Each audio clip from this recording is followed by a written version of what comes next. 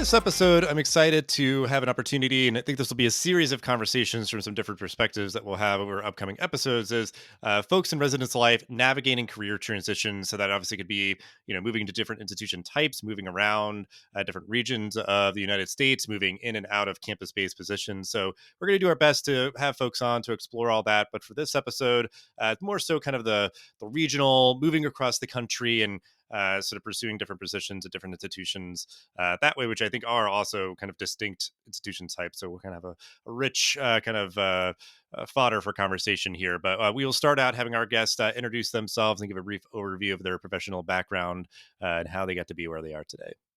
Hi, thanks, Dustin. My name is Shigeo Iwamiya, and I'm the Director of Residence Life and the Director of Residential Education here at University of Utah. As you just said, that I moved around so many times, it's hard to track what my position title is sometimes. I started my career at LaSalle University as a resident director, and then at the Salisbury University as another resident director, but to pursue a graduate resident director position. And then I moved to the University of Illinois Chicago. So again, from Philadelphia to Maryland to Chicago as another postgraduate resident director. And then after that, I moved to New Jersey to assume the director of residence life position at Rutgers, Newark.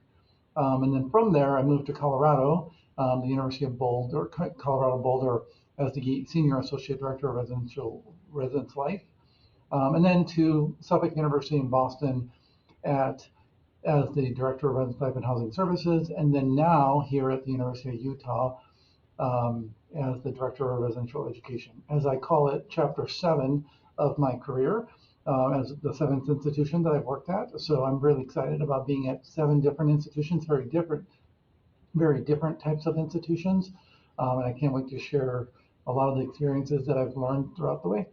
Yeah, I really appreciate you making the time. And I've just like, there's certain people in the field that, are for me, like they're further along and I've sort of like known of them as I like emerged from grad school and all that. So I remember knowing of you when you were at Rutgers Newark and I think getting involved in sort of like Bakuho and all those sort of things. I know that that's been kind of sprinkled throughout your professional journey as well as involvements in the professional organizations of residence life. So before we get into anything else though, because you mentioned like the titles and like my sort of like comedy brain kind of grabbed onto that idea of like I think especially like people in your sort of position of like kind of going to a lot of different institution types because obviously each of those places are going to have their different, whether it's residence life, residential as education or those sort of things. Like is that like a pet peeve or just sort of like a kind of like a shrug it, off and kind of just take it as it is? Like, I don't know how you feel about that. If it's like, oh, I just wish they all would be named this, or how you feel about all the different like names. Well, I mean, I wish they would all be named the same way in some way, shape, or another for continuity purposes, but each department has their own little twist that's, they believe that their secret sauce of creating their departmental culture and philosophies. When I was working at LaSalle University, the department was called Community Development, right? It wasn't even residence life or anything like that. And for a little time, it was hard for people to find departments on the websites and everything like that because you type in housing and nothing would show up. So those purposes from an external perspective that people that don't understand higher education or don't understand an institution, and sometimes it's difficult. But like to me, right, like residence life or residential life, it's so different. So it's like splitting hairs at that point. Um, I just I just say that I'm the director of residential life, and I have to correct myself, and I say, oh no, director of residential education. So it depends on the philosophy of the department as well. But essentially, we're kind of in the same ballpark. At least we're playing the same game. It's not like we're playing completely different games or anything like that. Yeah. Well, and that is the idea that like the names I would hope are chosen for a reason. Like, so it's at least like we know why we're called this. Like, we know why we're differentiating because yeah, there might be that different kind of focus or sort of way that they're doing things, and there would be obviously that balance, like you said too, of like how do other people see us or think of us, or how are they searching for us? So we maybe want to try to meet in the middle as much as we can, but I guess yeah, it's also we've come a long way from just sort of dorms and other sort of more kind of classic terminology for all this. But um, But yeah, I did want to ask also about, the professional organizations could just like, anybody pulls you up on LinkedIn, like you just see those sort of, sprinkled throughout your professional journey. So how did you see those fitting in generally, but maybe like did they help to serve as sort of a bridge to like even just figure out what the next thing was that you wanted to do? Yeah, I mean, I think so. I've been really fortunate that I've been able to be at really great institutions that have supported my professional development. And I really was able to not just be in professional positions, but in some ways win sort of professional association awards along the way too. And that sort of opened the doors to a lot of other things that were going on. When I was at Rutgers, New York, I was able to run for the Makuho presidency, and that really sort of put me on the pedestal where I could see myself as with other presidents. And so when the University of Colorado position opened up, they already knew who I was, versus I didn't need to kind of explain my philosophy or explain who I was. And so there's a professional reputation that was attached to me at some point. And so those professional experiences really sort of nicely augmented and added more color to my experience.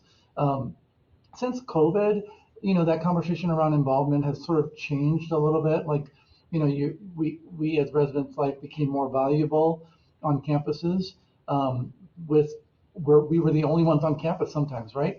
And so that sort of tone of professional development has changed to institutional value in my mind. But nonetheless, being on the Makuho executive board and also on the Kuhoai executive board really changed my trajectory around what I could see myself being involved in and what I could see myself doing in the future, because I was exposed to so many different conversations that were and connected to other professionals that were sort of in that same ballpark.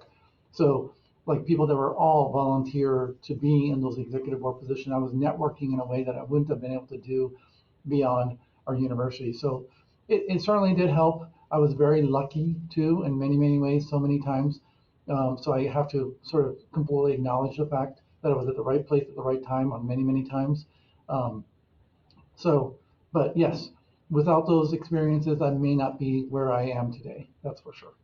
Having involvement in those organizations, especially like a higher level, providing that opportunity for kind of distinguishing yourself and that sort of thing. Because I think like there's a lot of ways to do that. So just affirming that that is a way to do that, through the networking and everything, and just being sort of, known in a different way to people who wouldn't have that exposure maybe otherwise. But, um, you know, doing like content creation and everything for as long as I've had, like that was sort of my path of just sort of like, okay, like this is the thing that I want to do that I enjoy doing and all that. So it's like you can, I think, just depending on your professional goals, find a lot of different avenues, and certainly the professional organizations are a great way to do that. So I think we'll probably talk a little bit more about that later in the conversation. But yeah, and we obviously we're kind of like, I guess I was kind of joking about obviously like the terminology, the names, and all that. I'm sure have maybe changed over the years for you, but I'm just curious too. Like I've been able to talk through kind of like career reflections with some folks on here. And kind of looking back of like what's kind of changed or stayed the same. And certainly, we've had a pandemic thrown in here that's definitely disrupted things a lot. But, you know, what are things that come to mind in terms of like how things have changed or stayed the same as you've navigated career transitions? Because I think it's like it could be the idea of like how you've made the choice of where you want to work and what you want to do, or like those sort of things have maybe like changed or stayed the same, or just anything else. Because I guess it's almost just trying to get to that idea. Because like for all intents and purposes, like you could be doing anything, anywhere, anytime. Like you could have stayed at places you stayed at even longer or less time, or didn't, move to a different area of the country and those sort of things. So, like, I guess that's kind of my first big question is maybe sort of how you're making decisions for these career transitions. Has that changed or stayed the same like over time? Yeah. So, that the one funny thing about staying the same is no matter what institution you go to, the staff there believe that their students are the best, no matter what. So, like that argument of like, oh no, our students are really special. Like, no matter where you go, everybody says that. And I'm like a walking poster child of that. Of every institution I've been to, I think that institution, the students are so much more unique than any other student bodies and everything like that. So it's a really interesting concept where, you know, people kind of sort of pride their students are really great, but every student, every college really has sort of like that feeling of our students are really special because you're kind of working at that institution where you're working with them 24/7 in some way, shape, or another. They become special to you, right? No matter where you are. So that's been a really, really cool consistent in the sense of being able to sort of feel like, oh no, I'm not leaving this special group of students and I'm going to go to a less special group of students. It's always been the next group has always been just as special as the next. Also, when I first started my career at LaSalle, I think it was more about student engagement and student experiences and really working with the students. And since then, I've seen universities, and possibly because budget structures have changed throughout the years, operate more and more like businesses. And with the understanding that engagements have been really important. Also, along with that, I've moved up in the ranks a little bit more. So now instead of actually talking to students directly, now I'm starting to see professional staff and operating the staff to see other students differently.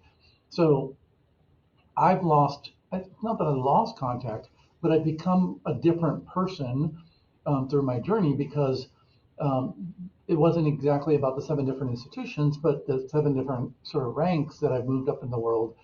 I was right before Suffolk, before Utah.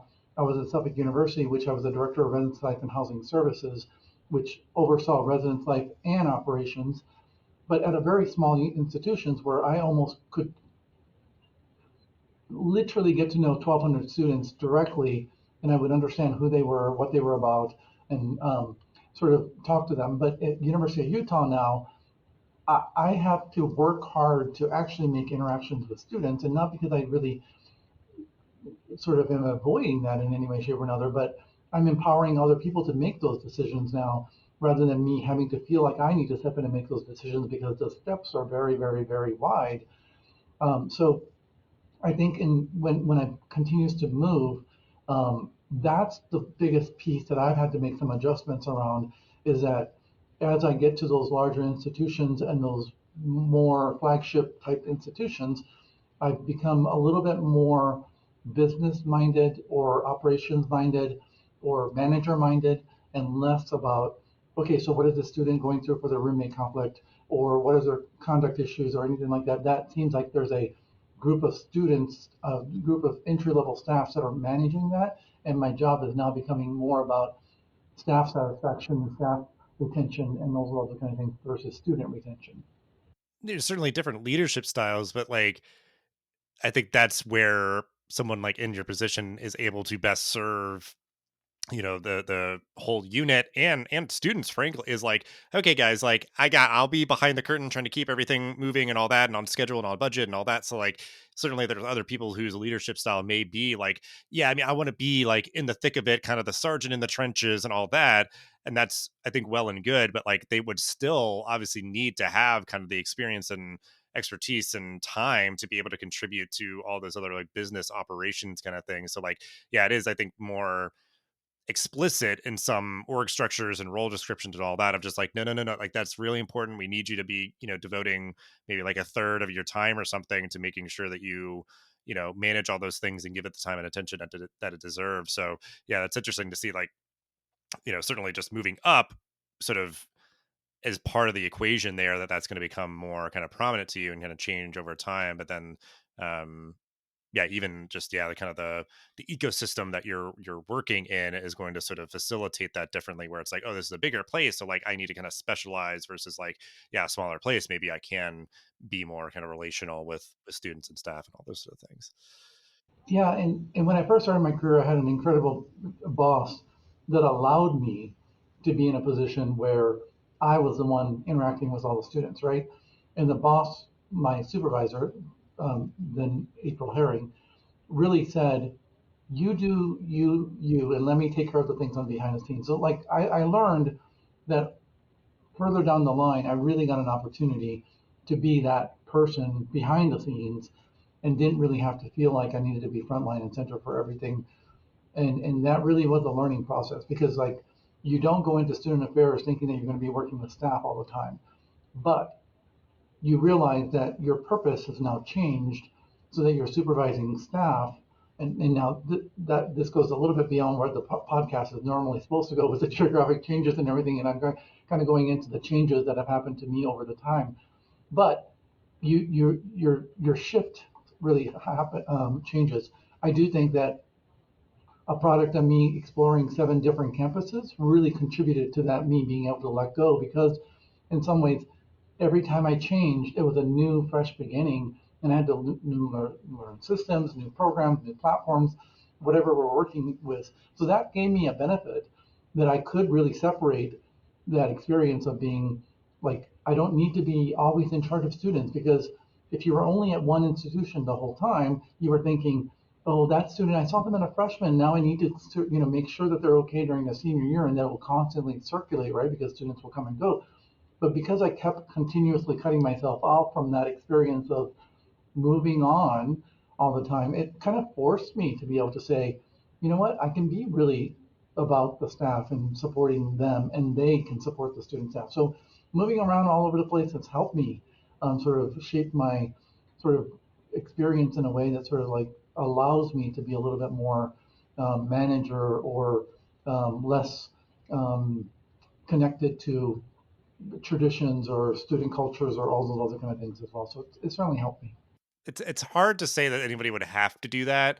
It is like it kind of segues into the next question, but like it would be advice to sort of make people cognizant of that fact of like there are great learning opportunities to find when you sort of go to different institutions and all that, like even within the same region, or so it's like, yeah, you don't need to like pick your life up and go across the country necessarily to do this, but I mean that would I think create sort of greater learning opportunities because you're even further sort of out of your comfort zone and very different cultures and those sort of things. But I just even remember in grad school, you know and just like making the decision to go to grad school and where to go was like, okay, well, I mean, I can't stay at University of Delaware. It's not a program, but like it is the idea of sort of accepting where like, oh, I wish I could have stayed and maybe I shouldn't even do it if I can't stay or something. It's like, no, okay, you're going to go to a different institution, a state away, and you're just going to see how they do things, see what's the same, what's different, and all that. So, um, I think that is just good advice is to think through just kind of a similar thing that we would tell students is just like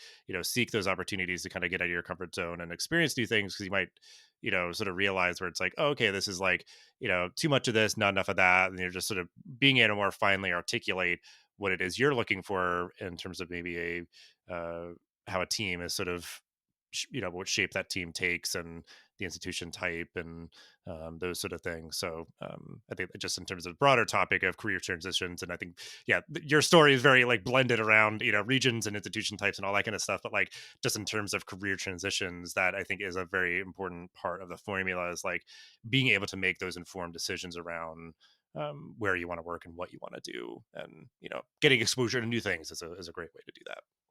Yeah, and I've done this really, really incredible journey around the country in some ways, and I understand my privilege of being able to do that too, right? I'm single, I don't have children, I don't even have pets, right? So the idea that I can get up and move from a Boston position and move to Salt Lake City is a pretty intuitive and easy process for me. But if I had like a partner or children that was going through a school or like a dual career where I needed to think about another career, I don't think I would have been able to sort of be as flexible as I could. So in some ways, like this is not the moral of the story here, but I mean, I've made certain life choices that sort of put my career ahead of my personal life in some way, shape, or another. But that's not what I'm recommending everybody to do in any way, shape, or another. But I'm very aware that the privileges that come with being able to do that is that I've been able to pick up and move in different places and not have any consequences of, oh, what school districts or second income do I need to be watching out for? It's been really super easy for me. It's been pretty difficult when it comes to making friends or building long lasting, colleague relationships in some way, shape, or another, because I've kind of moved around all the time. But I mean, I've certainly learned so much in moving around, and I would not, if I could do it all over again, I would do it all over exactly the way that I did it again, because I've had so much fun moving around and exploring some things. And who knows? Maybe I might move from the University of Utah to somewhere else again too, and start that Chapter 8 experience all over. So, but yeah, I mean, but I'm very aware that not everybody would be able to do what I'm doing by moving around all over the place. And I'm very fortunate. If you can say that being single and no children is fortunate, but if you could, I would fully admit that I'm very fortunate. Yeah.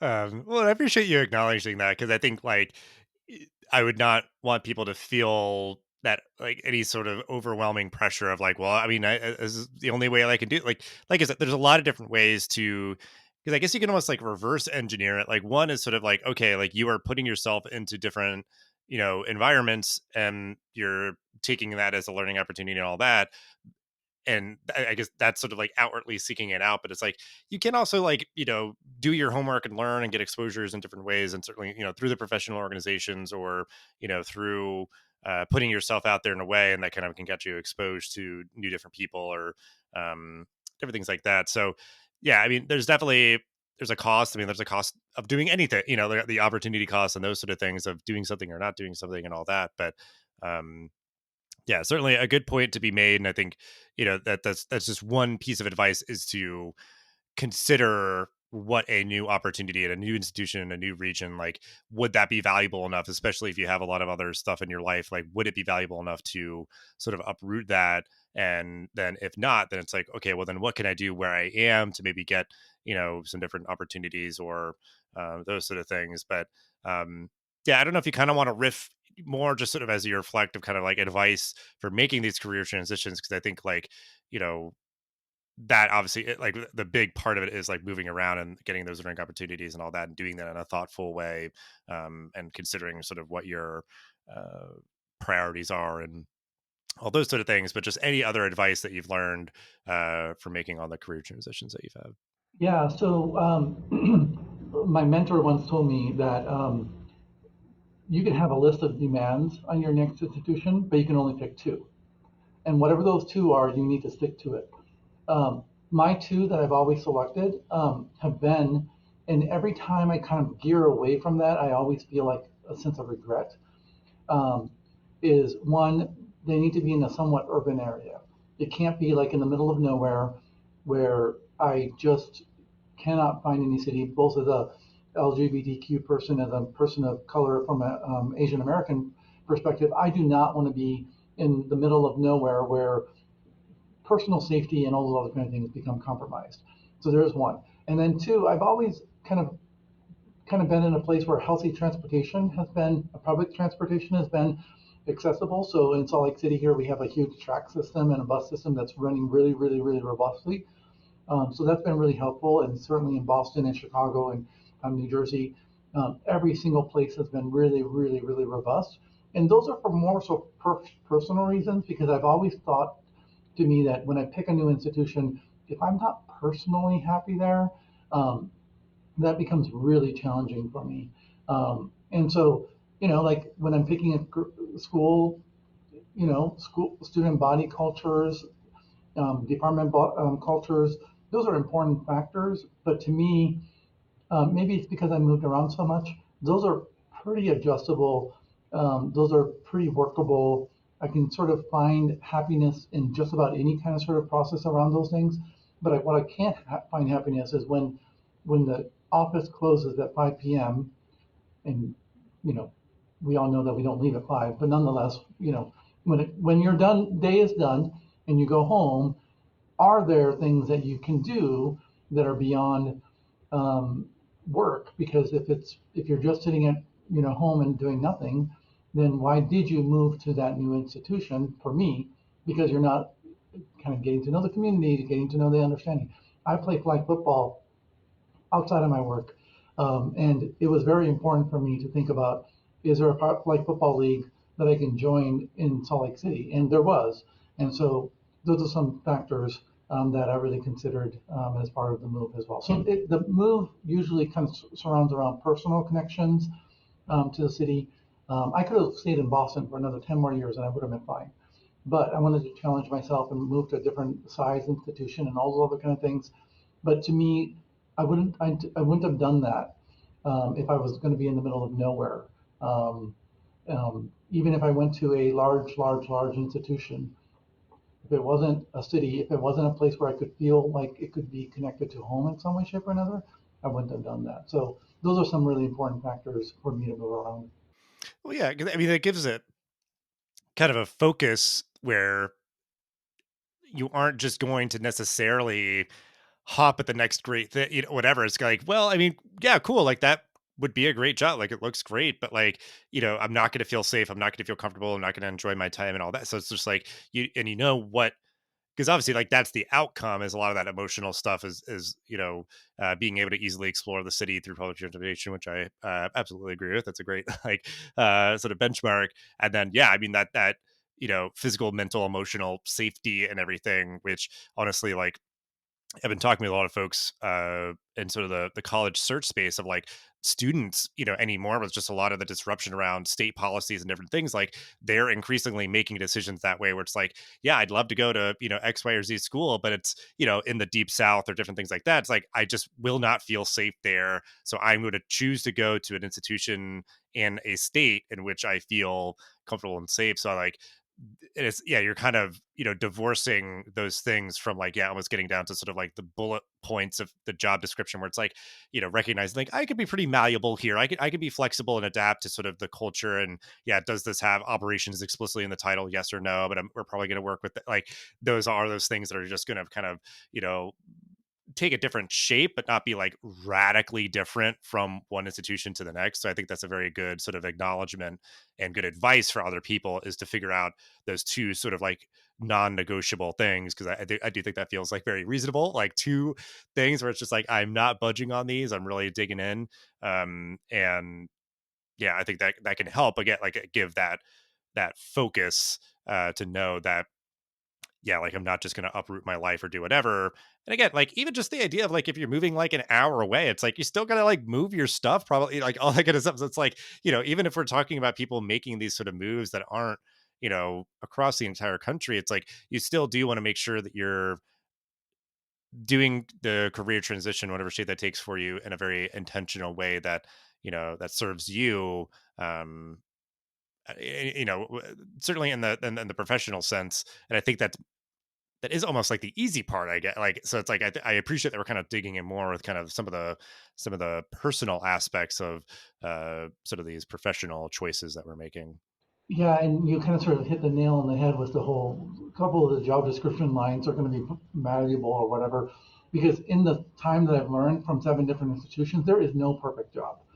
And so there's a little bit of element of like, okay, I saw the job description. There are a couple things I don't like, but I'm going to make it work because if my personal side and my happiness is still there, if I continuously only settled to look for a perfect job, I would never have a job. And so it really is a most important factor is, am I going to be personally happy where I live, where I work? But most importantly, that satisfaction around safety, around all those other kind of things are pretty important factors. So, like moving around certainly helped me in the perception of, yeah, I can work on that, no problem, because it certainly made me much more flexible. Too. I mean, I guess if you stayed at one institution for a whole time, you could probably eventually mold your position into something that you really, really enjoy. And so there's that other benefit too of staying at one institution forever and ever and ever.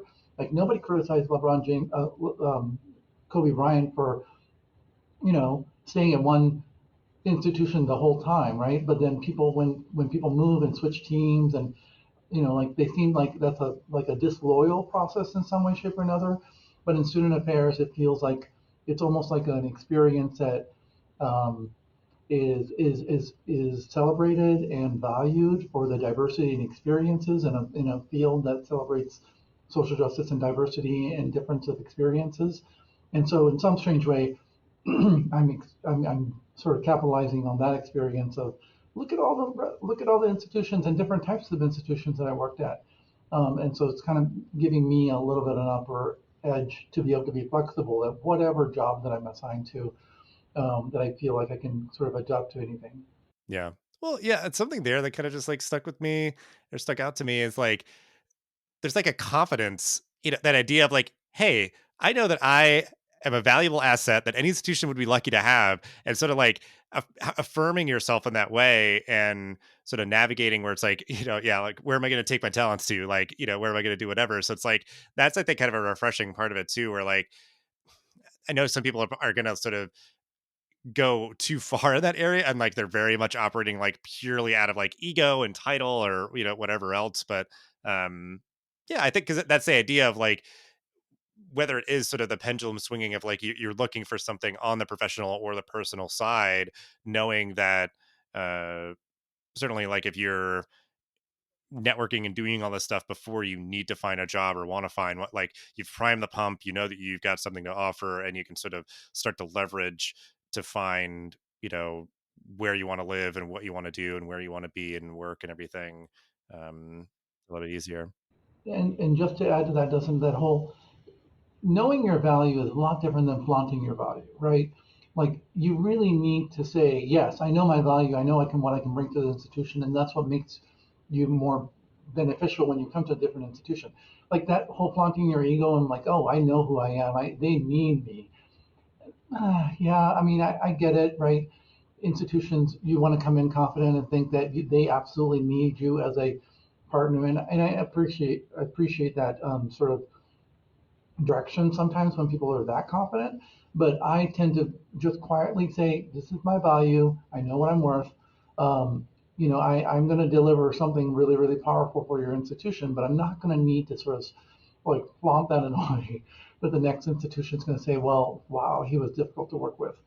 Because at the end of the day, I want to be a nice person, a good person that brings a lot to the table, not the other way around of like he brought a lot to the table, but he was kind of a jerk. That's not the way that I want to operate. So, and then that's been really difficult to navigate at seven different institutions. I want to like not burn any bridges down when I'm going to the next institution. So leaving gracefully has been something that's been really, really, really powerful. People at Suffolk still text me and ask me, how am I doing? Are you liking your new sort of experiences? And that to me is really, really, really endearing, rather than, who are you again? Oh, I'm so sorry, I already deleted that number. I certainly don't want that experience. Hmm. Yeah, well I think yeah just moderation in all things is something I say a lot and certainly yeah the flaunting your ego and all that but um yeah, and I think that's a good point too. I think as we wrap up, is yeah, thinking how you sort of end things, how you sort of transition, and all that is a good acknowledgement. And honestly, that's probably going to be another episode in the series because I feel like that deserves like 30 minutes to focus on itself. But another important acknowledgement is that you want to, uh, yeah, be kind, and sort of considerate of sort of what you're leaving behind and all that because um yeah, I mean, obviously, like you said, I mean, people just move around, themselves. Like it could just be like, oh, I might, work with this person again one way or another, or whatever. But um, so I think so. I'm trying to kind of tee up like the final question is sort of again just sort of the things you've learned from being at such different institutions and everything, and we could certainly weave in, the professional organizations as well. But just like, you know, I don't know if you want to sort of do it more broadly or more specifically or anything like that, but just that idea of like and I guess kind of like what you said of like you're still keeping in contact with certain people, like those sort of things. Like if it is like, yeah, I've made connections in these places that sort of like persist, or yeah, I learned a particular uh, skill or technique or something else like that. But just like sort of broadly, the things that you've learned being in such different institutions and places and everything. Just need sort of final reflections as we start to wrap up. It's hard for me to quantify my experiences as saying this is the one thing that I learned in some way, shape, or another. But I have learned that it people seem to gravitate towards personality, not skill. And no matter where I've been, people seem to recognize good people. Like it, it's interesting because the structures have changed one after another. I mean, departments have changed. I've gone from org charts that look like, like circular org charts, upside down org charts, the things that go one direction. And I've been at the top of the org chart, the bottom of the org chart. It doesn't matter. There are people's names on those boxes, no matter where we look. And it matters of who you know and what you talk about. And, do people want to genuinely work with you? And over the course of the period, I think that's been the one consistent that I've had, that I've maybe it's fortunate that I've been able to sort of like restart over and over and over. Also, background. I grew up on a military base, and so although I stayed at one base, all my friends left all 2 or 3 years over and over and over. So growing up, making friends was like, who is moving into my neighbor this year? And it was always changing people all the time. So maybe if you pull that thread all the way down to my childhood, it's connected to my desire to change environments and move, but also it's got me very, very good at making friends and making connections. And that to me has been far more valuable at every other institution that I've been to. And I think a lot of people have valued that in me, to bringing that to the table, building relationships. And so I think the one key thing is, even if you stay at one institution or move around, I think the networking and building those professional sort of colleagues and friendships. Another mentor of mine once said, "You don't have to be best friends, but it sure is more fun if you are best friends with your work, or your friends with your work." And so I've created a fun experience throughout the years, and building friendships and coworkers have been a really, really powerful experience. So I would say, know your job and do your job, but at the same time, be a good person and try to build friendships at your work, even though we've been told you don't have to be best friends. And that's kind of like the student affairs model of, you don't have to be friends with people, you just need to work with people. And I want to really go out there and contest that and say, mm, if you're friends with them, it makes it so much better and easier. And I think it makes it a lot more fun to work at your jobs. And so that's been my sort of like the lesson that I've learned throughout the time, because I've had to move. I got to move and then build relationships quickly. And that's really served me, in a really positive way.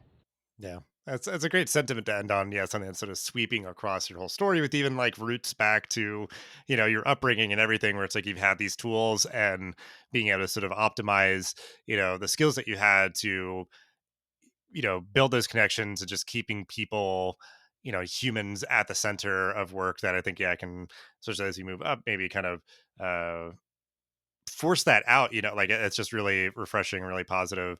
And yeah, I just love it so much, that kind of that philosophy. And yeah, that idea of like, you don't have to be friends with people at your work, but certainly more fun if they are. So I think that is a great sort of parting thought to leave folks with. Thank you so much for hanging out and sharing all that you did, and with ways to connect with you and everything in the show notes. But yeah, just thank you so much for sharing little anecdotes from your professional journey. Thank you so much. I appreciate it.